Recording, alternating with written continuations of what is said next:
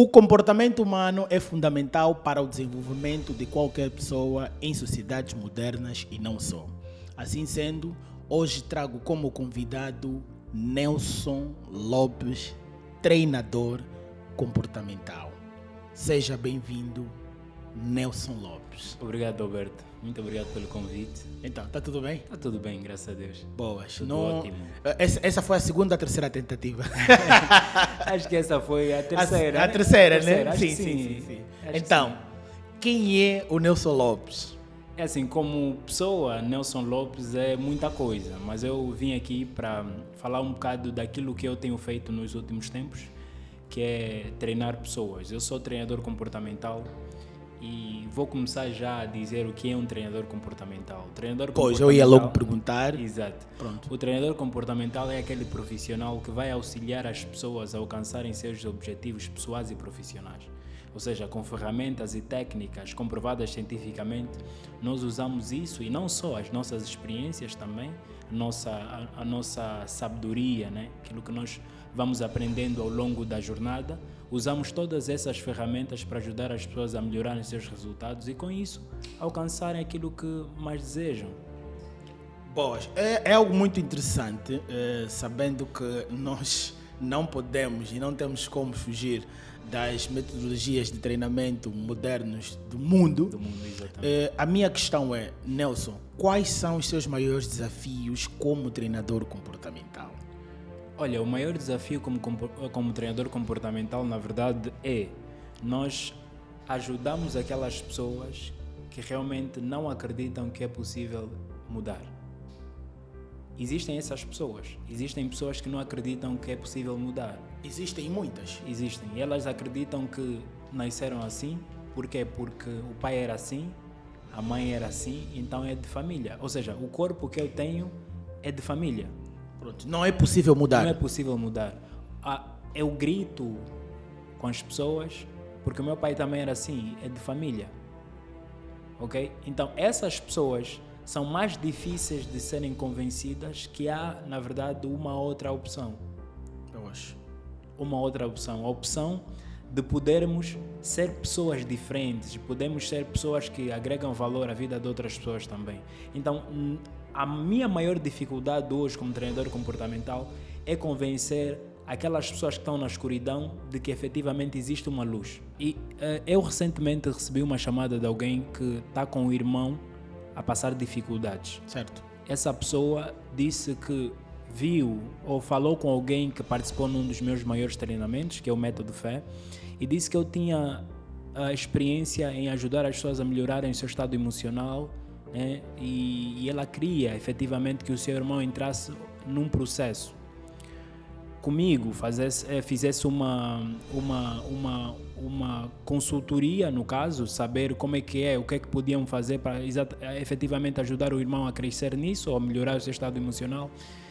E eu fazia várias perguntas a ela e eu comecei a perguntar como é que ela reagia com as pessoas. Qual é a sua reação no momento de embate? Porque você não mede com a pessoa é boa no momento que está tudo bem. Sim. No momento que está tudo bem, todos são bons. Todos são bons. Mas agora, naquele momento de desafio, se alguém te confrontar, e essa foi a minha pergunta, quando alguém te confronta, qual é a sua reação? Ela começou a me dizer a sua reação. Eu disse, quem era assim na tua família? Ela disse, ninguém. E eu depois perguntei, o seu pai era muito agressivo? Ela disse que sim. Eu disse exatamente isso, você está apenas a se defender de algo.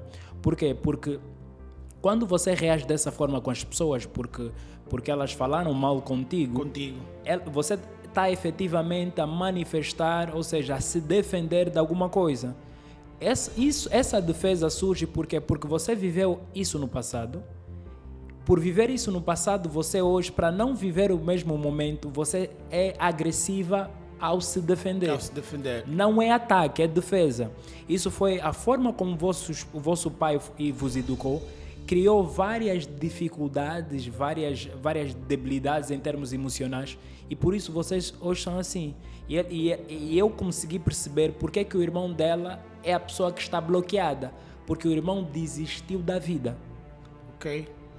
os psicólogos já estão, e não só, estão já a dar medicamentos para controlar o estado emocional. E ela perguntou, Nelson, é possível eu mudar? Eu disse que sim. E eu perguntei, você nunca viu nada semelhante? Você não sabia que essa tua característica pode ser melhorada? Você pode ser uma pessoa melhor? Ela disse, não sabia.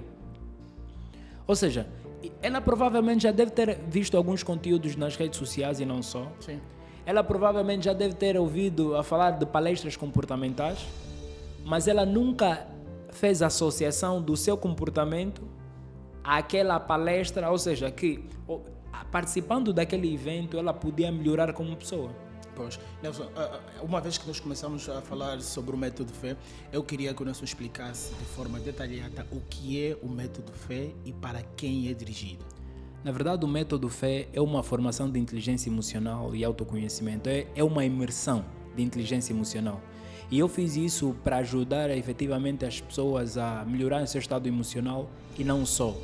Porque, repare, como seres humanos, nós não só somos seres de lógica, mas somos seres emotivos também. Certo. Há uma frase de Dale Carnegie, o homem que escreveu Como Fazer Amigo e Influenciar Pessoas.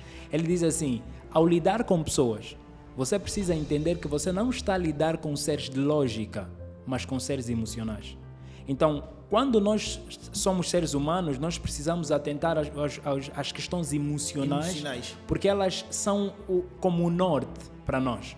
Quando nós temos feridas emocionais, nós não conseguimos viver o nosso propósito. Quando nós temos ferida emocional, nós não conseguimos ser profissionais excelentes. Okay? Então, se nós formos falar de alta performance hoje, que é a linguagem do mundo hoje, alta performance. Se nós formos falar de alta performance, não existe alta performance sem efetivamente equilíbrio emocional. E é aí onde muita gente peca, quando estamos a falar de crescimento profissional e não só. E o método FÉ é uma ferramenta para aquelas pessoas que desejam crescer, não só profissionalmente, como também pessoalmente, certo, como pessoa, né? Sim, porque há uma questão que é fundamental nos dias de hoje que eu vou vendo. Eu penso que todos nós sonhamos com alta performance. Sim. Mas poucos são os que se dedicam-se, trabalham, movem-se para Exato. alcançar a tão almejada alta performance. Então, como treinador comportamental, o que é que achas que devemos fazer para que estejamos de forma equiparada no mercado profissional de trabalho e consigamos então atingir a tal alta performance? É assim, tudo começa pelo conhecimento do eu. Pois. Nós precisamos entender quem nós somos. Por quê? Porque muitas vezes nós vamos em formações comportamentais e as empresas abrem. Algumas empresas, principalmente as multinacionais, são muito mais abertas. Sim. Nessas questões de formações comportamentais. Sim. E eu tive numa empresa multinacional e eu, por acaso, participava dessas formações. Mas alguma coisa me impedia de ser consistente com aquilo que eram as lições que nós tirávamos daqueles treinamentos. Boas. Por quê? Porque nós fazíamos treinamentos comportamentais, saíamos lá com vários insights. Naquela semana ou naquele mês, aquilo parece que funcionava, mas depois de algum tempo parava de funcionar. Por quê? Porque nós tínhamos, eu particularmente, tinha limitações pessoais. Ok. Ou seja, por mais que eu coloque uma formação comportamental onde os meus colaboradores vão refletir sobre a importância da comunicação, sobre a importância do trabalho em equipa, sobre a importância da cooperação e não só, eu tenho colaboradores que têm limitações pessoais. E essas limitações pessoais, se não forem trabalhadas automaticamente, eu vou colocar, é como se fosse plantar, lançar uma semente com erva num lugar onde tem ervas daninhas. Okay. Porque em algum momento ela vai nascer, vai começar a crescer, mas vai estar sufocada. Ou seja, nós precisamos primeiro, para alcançar a alta performance, trabalhar nas nossas limitações pessoais, porque as nossas limitações pessoais é que vão nos ajudar então, depois de superadas, vão nos ajudar a absorver muito mais facilmente todos os outros conceitos, conteúdos, informação que nós vamos, e até mesmo as nossas experiências, porque nós somos seres de experiências. Sim. Né? Nós vamos, as nossas experiências vão nos fazer o quê? Efetivamente alcançar essa alta performance. Mas primeiro é trabalhar nas nossas limitações pessoais, porque independentemente do que a empresa venha a fazer, e acontece muito, Sim. chamar um treinador para treinar as pessoas, e por isso hoje eu trago, por exemplo, no mercado, eu trago tipos de formação, um tipo de formação diferente, sim. não igual aquele modelo muito antiquado. Eu trago uma abordagem muito mais virada ao emocional das pessoas. Para quê? Para curar feridas. Para curar feridas, sim. Exatamente, porque elas podem impedir então o progresso e crescimento do colaborador, né? Nelson, nas empresas. Achas que muitos de nós, jovens, estamos preparados para trabalhar as nossas limitações pessoais? Porque esta pergunta, pelo simples facto de as pessoas, na maioria das vezes, não aceitarem-se que têm limitações pessoais. Do tipo, não há cura se não aceitamos a doença. Exatamente. Achas que estamos preparados para trabalhar as nossas limitações pessoais? Não. É assim, eu falo num contexto angolano, né? Obviamente. Eu falo, é verdade que nós já estamos a caminhar. Hoje já nós assistimos palestras, né? Ainda com... Conseguimos encher salas. Sim. Nós angolanos, não sei, né? Mas pronto. Sim, não, mas pelo menos o público, né? Público, caso, sim. O público. Agora, em função do convidado, da pessoa que vai estar ali Exatamente, pronto. Isso também acaba por influenciar. Hoje as pessoas estão abertas para isso. Mas a questão é, Alberto, é aquela coisa que nós falamos, que nós estamos a receber uma informação, mas o vaso que recebe a informação não está preparado. Ou seja, temos muitos problemas. Ainda temos muitos problemas. E esses problemas, na verdade, aconteceram por conta de várias coisas. Sim. E uma das coisas é, efetivamente, a educação que nós recebemos dos nossos pais. E as crenças também. E as nossas crenças, né? Por quê? Porque essa educação é que nos moldou. Porque nós somos seres de experiência. E indo ainda para aquela questão das crenças, e acho que é o próximo passo, né, que nós vamos estar a falar, é que quando Deus faz o homem, quando Deus disse assim, façai o homem à nossa imagem e semelhança, Ele criou um hardware, Ele criou um corpo. Okay? Só que Deus teve a necessidade de depois falar a esse homem o que é que ele deveria fazer. Por quê? Porque o homem por si só, sem a voz de Deus, sem o que ele deve fazer, ele não faria nada. É como um computador sem o software, sem o sistema operacional. Sim. Adão seria, por exemplo, um computador sem sistema operacional se Deus não lhe dissesse para gerir o jardim. Porque o primeiro princípio que Deus dá ao homem é exatamente o princípio da gestão. Repara que não é ainda obedecer a Deus acima de todas as coisas. Isso foi resultado da desobediência. Mas a primeira coisa que Deus dá a Adão é exatamente o princípio da gestão. Você vai nomear os animais, você vai cuidar do jardim, e assim vai ser a tua vida. Ou seja, se aquele foi o sistema operativo que Deus estava a instalar a Adão para que efetivamente ele funcione na plenitude. Certo. Ou seja, ali começa o processo de instalação de crenças. Porque ele tinha que se mover por alguma coisa. Por quê? Por aquilo que ele ouviu. E as suas experiências foram como atualizações ao seu sistema. Ok? Sim. Falando tecnicamente, seria assim: aquelas experiências que ele teve no jardim foram como se fosse a atualização do sistema. Por quê? Porque Deus sabe como o homem funciona. Funciona por meio da palavra, ele vai ouvir uma palavra, ele vai guardar essa palavra e vai fazer dessa palavra uma verdade, crença. Porque crença é efetivamente isso, uma verdade que nós temos. Agora, se ela é certa ou errada, depende dos resultados que elas vão gerar. Por quê? Porque as crenças, eu vejo que uma crença é errada ou não pelo resultado. Pois. Pois. Pelo resultado, ok? Pelo resultado. Não te falo resultado de curto prazo, falo no longo prazo. Quais são os benefícios emocionais, físicos e pessoais que essa crença efetivamente vai gerar na tua vida? Se ela gerar resultados positivos, não na tua perspectiva só. Atenção, porque algo que pode ser bom para ti pode prejudicar os outros. Então, se essa crença só te beneficia a ti, então não é uma crença fortalecedora, é uma crença limitante. É uma crença limitante, obviamente. Porque é realmente isso que nós vivemos. Nós temos um mercado, temos uma sociedade extremamente jovens. Exato. E afetada por crenças. Mas, tal como já reiteradas vezes falei aqui, um dos maiores problemas que diz respeito a crenças tem a ver com as nossas origens. Quem nos criou. Exato. Nós somos de uma geração que não viveu determinadas experiências e é muito normal que incute na cabeça dos filhos que determinadas coisas também não vão funcionar. Exatamente. Por exemplo, nós estamos num mundo, hoje em dia, digital, revolução digital, em que pais vão formar filhos que vão ser simplesmente influências digitais. Os pais vão ter que aceitar. Tipo, meu filho estudou, ok, mas é como youtuber que ele ganha vida, é como digital influencer que ele ganha vida e a vida segue.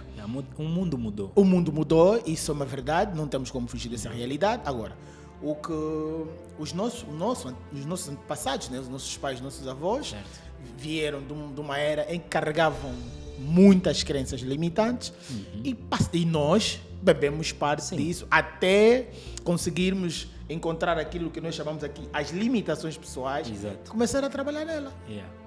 É exatamente isso. Repare que uma das crenças que eu gosto muito de lançar a título de piada, nas minhas palestras e formações é a crença de que varrer de noite traz azar. Traz azar. Eu não sei se já... Não tem como já. Varrer de noite traz azar. São coisas que moldam o ser humano. E passam de geração em geração. E passam de geração em geração. Tem uma história, a história de uma mulher que casou-se com um rapaz e o rapaz via que ela cortava o frango em metades muito pequenas. E ele perguntou, por que você corta o frango assim, em metades muito pequenas? Ela disse, porque eu aprendi assim, porque é assim que tem que ser. Aprendeu com a mãe. Ele disse, vamos então visitar a mãe e vamos perguntar porquê. A mãe, chegaram lá e perguntaram, a mãe disse, não, eu corto assim porque a minha mãe também cortava assim. Quando foram na avó, a avó disse, não, eu cortava assim um frango porque a panela era pequena. Ok. Ou seja, são coisas que vêm do passado, que nós reproduzimos e no final do dia se torna uma verdade, que é assim que tem que ser feito, mas nós não sabemos por que as pessoas faziam daquela forma. E uma das formas que você tem de efetivamente confrontar as suas crenças é perguntando, é questionando. Questiona por que isso é assim. E por que nós não podemos fazer de outra forma? Assim você começa a questionar as crenças e começa a ver as possibilidades. Quantas pessoas já falaram sobre isso? Quais são os resultados efetivamente dessa crença que nós temos? Então isso é muito importante quando nós estamos a falar de crenças, questionar as crenças para sabermos se efetivamente ela é verdadeira ou não. E sim, porque as pessoas têm às vezes, um dos maiores problemas é a dificuldade que as pessoas têm de acreditar que determinado pensamento, determinada ideia é crença limitante. Esse é um grande desafio hoje. Por quê? Porque as crenças são fruto das nossas experiências. Se nós olharmos para o ciclo do comportamento humano, nós vamos ver que tudo começa nas memórias e experiências. Sim. Depois, essas memórias e experiências, elas vão gerar sentimentos e emoções, pensamentos e crenças. Ou seja, quando nós falamos, eu entrando um bocado na neurociência, quando nós entramos na neurociência, a neurociência vai dizer que quando você ouve uma palavra, começa um processo neural complexo. Esse processo neural é receber a palavra, é simplesmente assim, você recebe a palavra, começa um processo em que é ativada uma emoção e automaticamente o cérebro vai buscar uma experiência passada. Isso acontece em milésimos de segundo. Ok? Então isso é rápido, o cérebro funciona dessa forma. Por isso é que se eu te rejeito agora e você tem uma ferida de rejeição, você vai explodir ou pode ficar triste. Ok. Por quê? Porque o cérebro vai buscar um evento Semelhante. vai buscar a mesma emoção que você teve no passado, e vai manifestar agora, no momento em que você estiver a sofrer aquela afronta ou aquela rejeição. E é um estudo interessante, já que entramos na neurociência, é um estudo interessante que se fez, que diz que as dores sociais têm o mesmo efeito que as dores físicas. Sim. Ok? Dor social o quê? Abandono.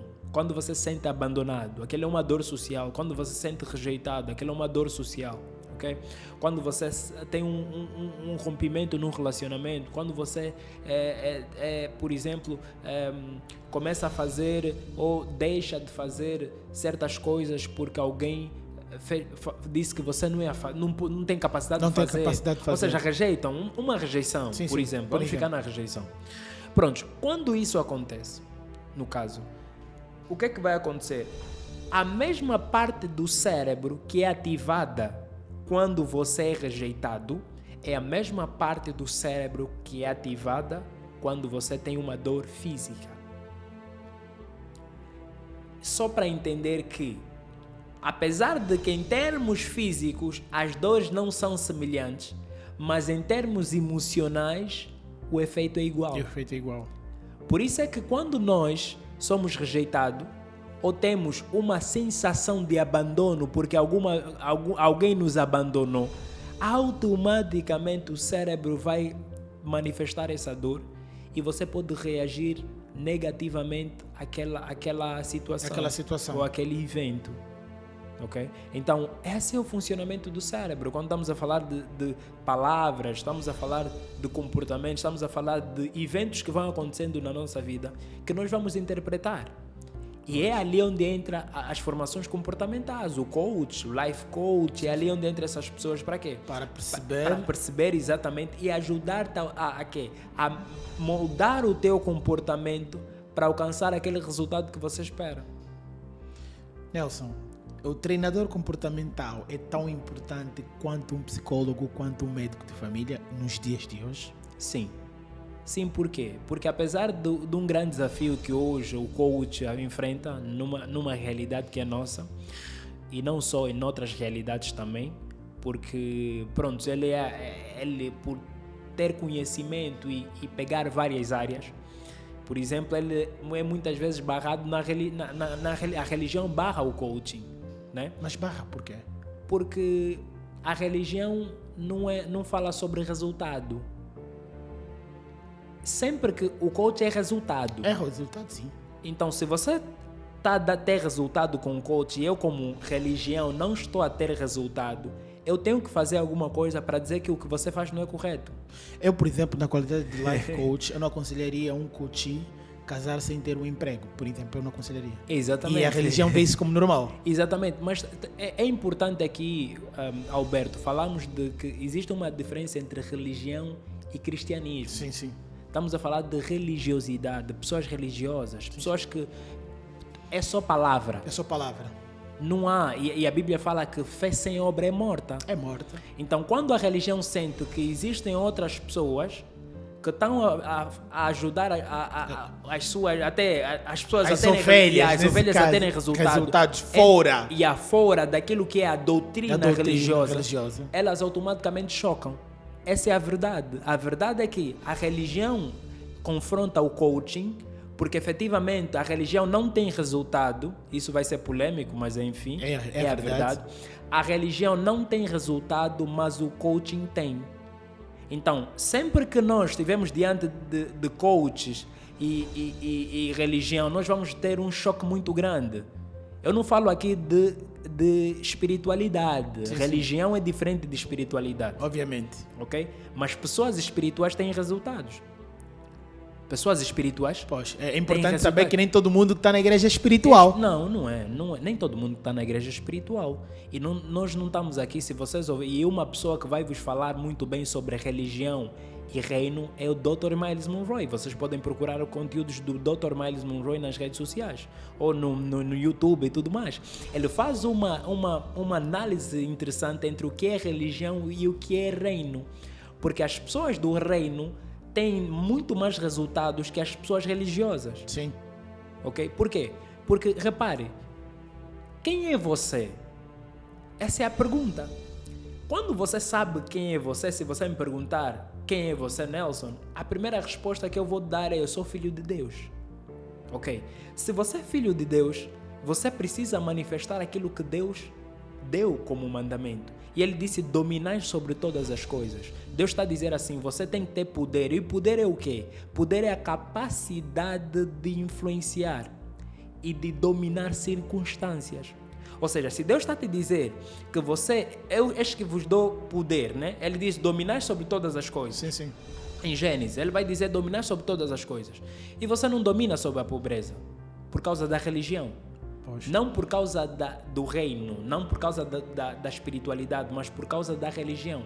A religião te aprisiona, mas o reino vem te dar uma visão muito mais alargada da vida. Isso faz com que você tenha resultados. Sim. Crentes espirituais são crentes de resultado, mas religiosos não. Os religiosos não têm tantos resultados assim na vida. Por quê? Porque o objetivo de quem orienta esses religiosos é que elas estejam com ele, não que elas sejam líderes. Por quê? Porque líderes fazem líderes e não seguidores. Quem vai despertar as mentes dos jovens para isso? Nós vamos fazer. Nós temos uma responsabilidade muito grande, Alberto, que é de ajudar as pessoas a entenderem o que é que elas são, efetivamente. Por quê?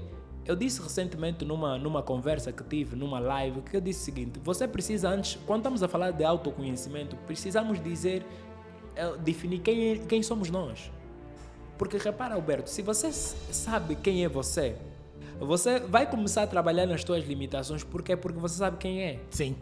Quando você não sabe quem é, você tem até preguiça de trabalhar nas suas limitações porque você não sabe quem é. Sim. Mas quando você entende que você veio para dominar sobre todas as coisas, para ser um governante, você começa automaticamente a dizer: não, governante não pode ter essas limitações, então vou trabalhar nessas limitações para que efetivamente eu manifeste aquilo que Deus colocou dentro de mim, porque há um potencial dentro de mim e precisa ser manifestado ao mundo. Ok? É como a semente. Ela, quando é lançada à terra, ela precisa morrer para poder nascer. Né? Nascer, sim. Então às vezes o processo de morrer é que é difícil. É que é difícil, sim. Porque nós precisamos, e espiritualmente, biblicamente, que você precisa morrer, né, para si mesmo, para depois quê? Para depois caminhar com Cristo. Caminhar com Cristo, sim. Então, na vida pessoal também é assim. Se você quer viver algo diferente, você precisa morrer para aquilo que é o teu passado, aquilo que é a história, aquilo que são as memórias. Morre para aquilo. E morrer não significa esquecer, mas significa dar um novo significado. Ou seja, aquilo que me trazia dor já não traz mais. Eu posso lembrar, mas efetivamente não sinto dor. Você nasceu de novo. Nasceu de novo. Porque o cérebro humano não está preparado para esquecer. Não está. Só mesmo com uma catástrofe, uma amnésia. Uma amnésia é que você esquece. 2.0. Exatamente. Porque verdadeiramente o nosso cérebro tem capacidade de arquivar informações mais do que uma máquina qualquer que existe no mundo. O nosso cérebro tem essa capacidade. Todas as máquinas de memória e tudo mais são a lógica, a ideia foi no cérebro. O problema está na capacidade de estimular o cérebro. Exatamente. E esse estímulo é importante. Então, nós temos essa capacidade. Por isso é que, às vezes, quando estamos diante de uma situação complicada, nós reagimos negativamente. Por quê? Porque as nossas experiências nos tornaram aquelas pessoas. Okay? E começamos a ter dificuldade de responder positivamente a certos eventos da vida. Por quê? Porque nós temos feridas emocionais que foram geradas ou abertas em situações, ou vamos lá, em situações com o pai, ou no local de trabalho, ou nos nossos relacionamentos. Isso começa a criar bloqueios emocionais, sim. E não só. E, Nelson, achas que o processo de desbloquear esses bloqueios emocionais que nós temos hoje acaba por ser uma necessidade sine qua non para os jovens? Por que é que eu falo os jovens, Nelson? Nós somos a maioria. Sim. É verdade. Então, se não vamos ter futuro se os jovens continuarem com bloqueios emocionais. Exatamente. Então, qual é a sua visão sobre esta necessidade de desbloquear as mentes no que diz respeito às crenças? À medida que fazias essa pergunta, Alberto, vem uma memória ao estado da nossa nação. Sim. Por quê? Porque o indivíduo é movido pelas suas emoções e pelos seus pensamentos e crenças. Sim. Imagina uma pessoa que passou por guerra e na guerra passou fome.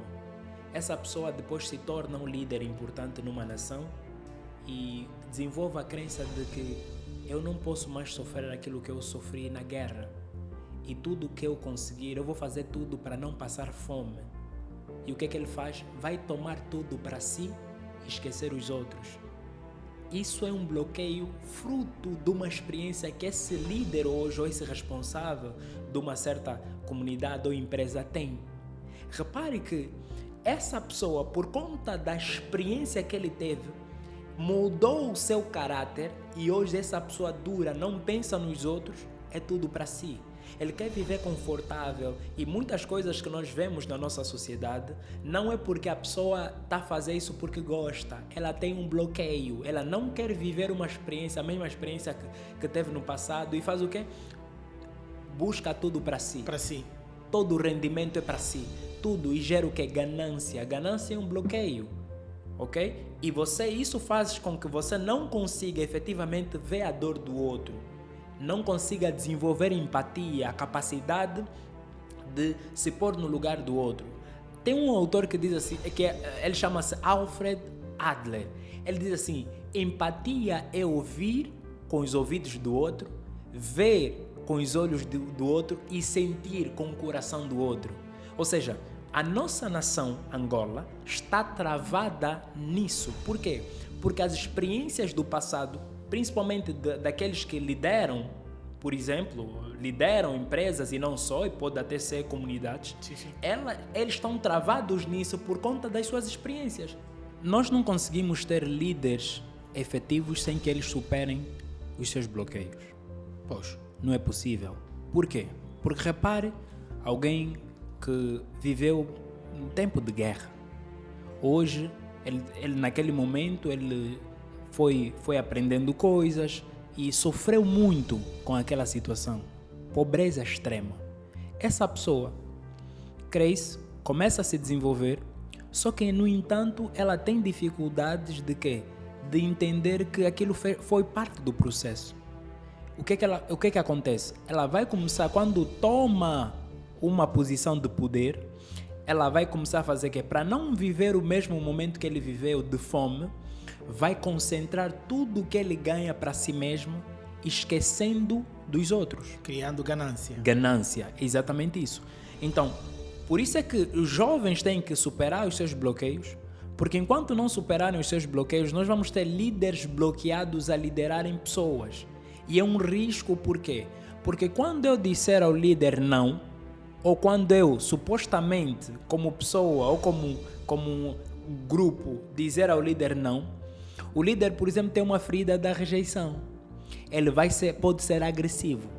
Fruto das experiências. Fruto das suas experiências.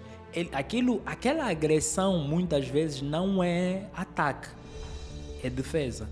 Então, esse líder precisa superar o seu bloqueio emocional para que efetivamente lidere melhor. E líderes são aqueles que têm inteligência emocional. Isso é muito complicado. Nelson, como são instaladas as crenças? Alberto, as crenças são instaladas de duas formas fundamentais, né? As crenças são instaladas por conta da repetição. Nós sabemos que a repetição é mãe da ciência, né? E tem um impacto emocional, que é esse fator que tem marcado a nossa vida, a nossa experiência, porque esse impacto emocional cria memórias fortes no ser humano. Poxa. E essas memórias é que vão fazer o quê? É que vão conduzir o comportamento do ser humano. Porque nós, como dissemos inicialmente, nós reagimos em função das nossas experiências. As nossas experiências dizem quem nós somos, como nós vamos reagir em determinadas situações. Então, o impacto emocional é um dos fatores principais para instalarem a crença nas pessoas. Você viveu uma situação, por exemplo, alguém que é mordida pelo cão, essa pessoa, se deparar com outro cão em algum momento da vida, ela vai automaticamente ficar com medo. Por quê? Porque o impacto emocional gerou uma crença de que os cães são perigosos. São perigosos, sim. Ok? E depois tem por repetição, que é outra crença que nós desenvolvemos. Por quê? Por causa das nossas experiências também. Por exemplo, a forma como o pai falava contigo, a forma como a mãe falava contigo, a forma como os professores falavam sobre determinados assuntos. Ou seja, tudo aquilo que vai entrando na nossa mente, vai reprogramando a nossa mente e vai nos tornando o quê? Os homens que somos. Sim. Então, essa repetição também gera crença. Né? Por isso é que, se olhares para a Bíblia, nós vamos encontrar exatamente isso. Porque a fé vem por ouvir e ouvir a palavra de Deus. Né? Você tem que ouvir a palavra regularmente, porque se você deseja crescer em fé, é necessário que você ouça a palavra de Deus várias vezes, esteja exposto à Bíblia e tudo mais. Aquilo vai gerar uma crença. Porque se você ouvir pela primeira vez, alguém que nunca ouviu sobre Bíblia, ouviu uma vez, não vai ficar lá, não vai acreditar naquilo. Ela precisa fazer aquela frequência para que efetivamente ela instale a crença de que sim, eu sou um filho de Deus, Deus fez o mundo e tudo mais. Então é pela repetição. Nelson, a necessidade que nós temos de mostrar aos jovens de que a frequência nos treinamentos relacionados a comportamento é tão importante quanto a procura por outros tipos de mentorias na nossa sociedade já é palpável, já conseguimos sentir que os jovens procuram treinamento de comportamental, tal como procuram outro tipo de treinamentos? Já conseguimos ver uma pequena porção, sim. É verdade que agora, em função das redes sociais, os jovens estão em contato com outras realidades. Expostos. E automaticamente elas conseguem entender a importância de estar numa formação comportamental. Aos poucos nós estamos a chegar lá. Falta um trabalho grande que tem que se fazer, né? Também das pessoas que têm essas formações. Não se cingir muito para empresas, mas tentar alargar um bocado mais os treinamentos. Isso também vai ajudar, porque eu não consigo mudar todo mundo, nem o Alberto, mas a soma de todos nós vai ajudar efetivamente a termos pessoas mais saudáveis mentalmente e alcançarem os seus resultados na vida. É um trabalho que tem que ser feito ainda, é verdade, mas estamos a ver que, à medida que o tempo vai passando, há uma maior aderência a esse tipo de eventos. Qual é a sua visão sobre os treinamentos que nós vamos ter nos dias de hoje? Hoje em dia temos treinamentos por tudo que é canto, treinamentos de empreendedorismo, treinamento de todo tipo. Qual é a sua visão? É assim, as pessoas encontraram uma forma de fazer dinheiro também. Vamos ser sinceros que é assim, mas todos esses intervenientes são importantes na sociedade. Porque, repare, existem professores que são professores por propósito, existem professores que são professores por escolha. É claro que o professor por propósito vai ensinar de forma diferente, vai engajar os estudantes da forma diferente e vai conectar-se emocionalmente com esses estudantes, porque ele nasceu para aquilo. Mas o professor que fez por escolha, por necessidade, de igual modo pode ajudar esses estudantes a crescerem, a conhecerem alguma coisa, porém o impacto que ele vai causar na vida desses jovens pode não ser tão grande assim. Mas os dois são importantes na sociedade e temos que dizer assim, nós precisamos ter um pouco de mais honestidade no nosso trabalho. É claro que muitas coisas não vão acontecer do dia para a noite, né? Nós precisamos ser realistas. Sim. Nós temos um método, você tem um método, explica o método e como ele funciona. Por exemplo, no método fé, existem pessoas que entram com uma ferida emocional e naquele dia saem curadas. Ok? Saem curadas. E eu digo assim, quando as pessoas dizem a mudança leva tempo, hoje eu digo não. Depende. Por que depende? Depende do tipo de ferida emocional, depende do tipo de situação que a pessoa está a viver. E metodologia usada. Sim, a metodologia que você usa pode resultar pode dar resultados imediatos na vida das pessoas. Pois. Ok? Então Nelson, é muito mais por aí. Pois. Nelson, partilha da ideia de que os coaches são vendedores de sonhos? Não, porque por um motivo muito simples, é como dizíamos há pouco, que uns fazem por opção, outros fazem por missão. Eu faço por missão. Exatamente, eu sei que sim.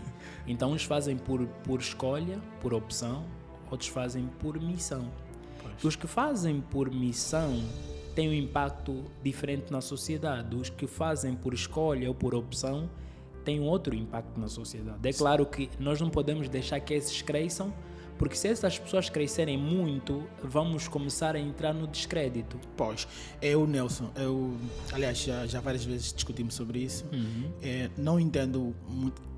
Pronto, fruto das nossas crenças também, né? Compreendo em parte a necessidade das pessoas rejeitarem algumas vezes os coaches, mas é só para que as pessoas saibam, o coaching é uma metodologia comprovada cientificamente e aceite mundialmente. Exato. Então é importante que as pessoas tenham esses detalhes, retenham esses detalhes, que o coach é nada mais, nada menos do que um parceiro de jornada, alguém que vai caminhar consigo.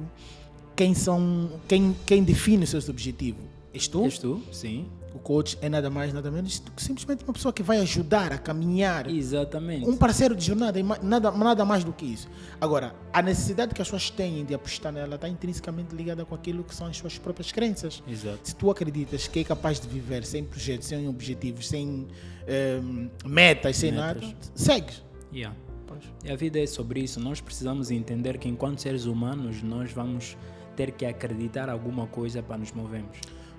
Sejam elas positivas ou negativas, mas nós precisamos, porque o nosso programador ou o nosso criador nos definiu isso em nós, que se não instalar drives, se não instalar um software em ti, você não consegue se mover. Então você precisa instalar alguma drive. Primeiro tem que ter o sistema operativo e depois começar a instalar as drives, que são as atualizações que vão acontecendo para que você se mova. Pois. Projetos a curto e a longo prazo, onde é que eu vejo o Nelson daqui a 2, 3, 4, 5 anos? Os projetos são muito, muito ambiciosos. Eu às vezes sinto medo daquilo que eu quero, em função daquilo que eu vi no futuro, né? Sim. Porque eu faço isso por missão, assim como tu fazes, e a ideia é cada vez mais alcançar pessoas. Porque quanto mais nós alcançamos pessoas, mais nós vamos nos sentir satisfeitos com aquilo que nós estamos a fazer. Porque o grande objetivo é alcançar o mundo, né? Porque a nossa mensagem não é uma mensagem só para os angolanos. É claro que nós começamos a nossa jornada aqui, mas a nossa mensagem é para o mundo.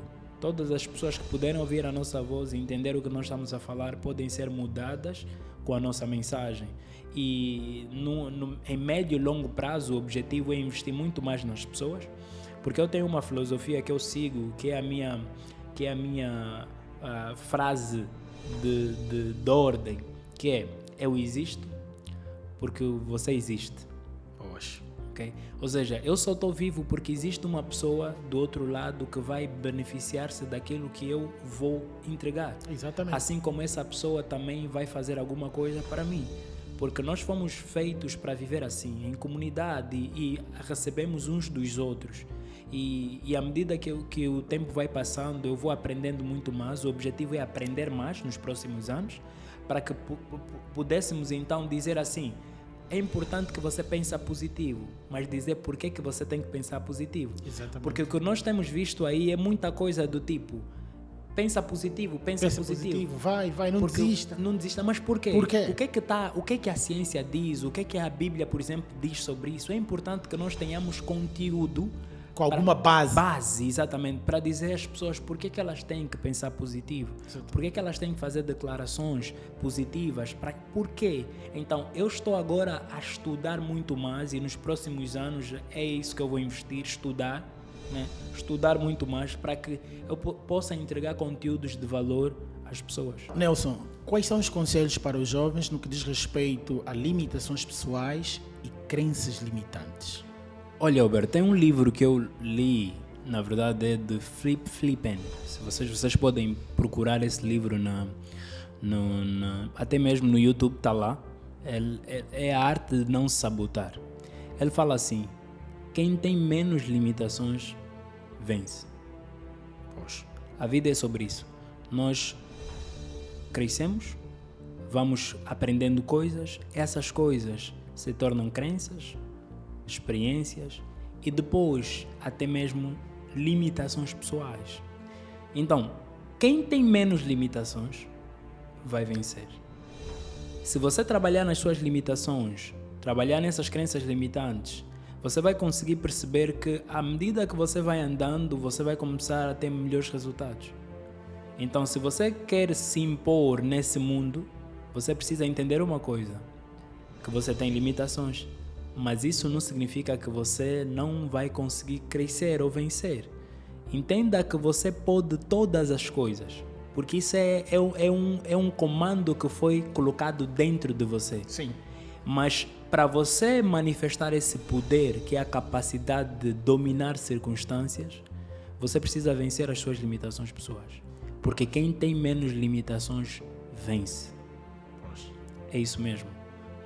Então, perspectivas, Nelson, a título de encerramento. Como é que o Nelson vê 2024 do ponto de vista de projetos? 2024 será um ano extraordinário, porque essa é a visão. Eu já fechei os olhos, já visualizei o que é que eu quero. Já comecei a escrever também, e tudo aquilo que é para 2024 eu comecei a fazer agora, porque eu entendi uma coisa importante. Quando eu estudo neurociência, me permite aprender muitas coisas, que o cérebro sabe o que é importante, e tudo que é importante você não deixa para amanhã. Sim. Começa hoje. Então, todo o plano para 2024 eu estou a começá-los agora. Porque eu acredito que se eu não passar essa informação no meu cérebro, eu vou começar a fazer as coisas e não vou terminá-las.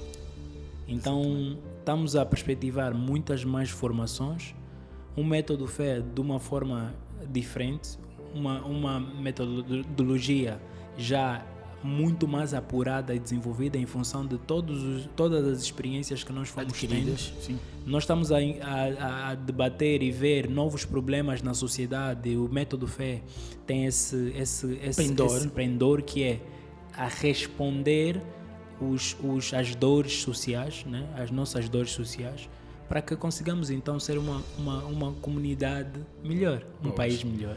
Pessoal, mais uma vez, muito obrigado. Encerra aqui mais um episódio com Nelson Lopes. Nelson, aí na câmera, o último adeus. Até a próxima. Eu espero que vocês tenham gostado desse episódio. Deixem o vosso like, comentem, partilhem com pelo menos 5 pessoas que vocês gostam. Boa. Estamos juntos. Pessoal, estamos juntos. Até já. Um abraço. Força.